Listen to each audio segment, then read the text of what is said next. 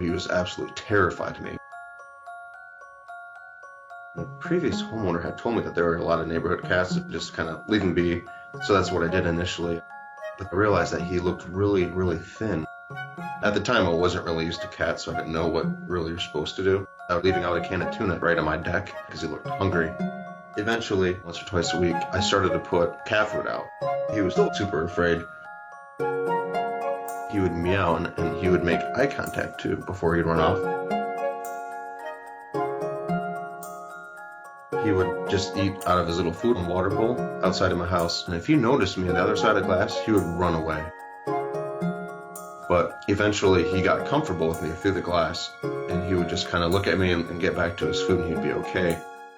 It gradually got better and better. I could open the door and just kind of watch him, but I couldn't even get close to touching him. So I thought, since I'm feeding this cat, I felt obligated to get him a house, because it gets pretty cold in Michigan. I insulated it with blankets, just like a little home for him. The first night I put it out, I remember looking out the glass and seeing him in his house. He was looking at me. He just kind of put his head down and just started sleeping. When we slept in the house, I thought of a pivotal moment as being part of the family. I was still trying to get him to come up to me. I remember I opened the slider door, and this time he wanted in the house. He just was afraid. He wanted to get the treat, but he didn't trust me. And then he actually took it from my hand.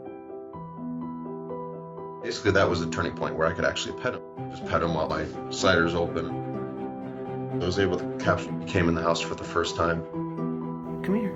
Here, I'll throw one to you. Ready? Hey, come here. Hey. I kept the slider glass open and throwing treats at him. Here's another one. Can you get it from my hand? Come here.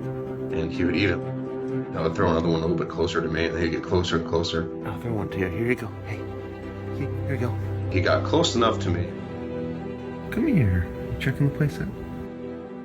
Kind of went really fast. From him not being able to be petted to him being petted and coming in the house was a pretty quick process once we reached that milestone.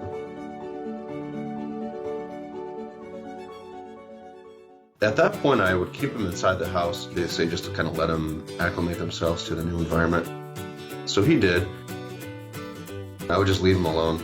You hear him running around the house, which I thought was really funny. He still, to this day, very much loves being outside. I don't want to deny him his right to freedom outside. When I let him outside, he can be gone for hours, or even half a day. People would tease me because in one of the earlier videos I say I'm not a cat person. I want him to stay inside. It definitely changed me as a person. It made me a lot more tolerant and kind of understand and learn what it's like to take care of something else. Just having someone depend on you is kind of cute. Say you never choose a cat chooses you. And I definitely feel in this situation he for sure chose me.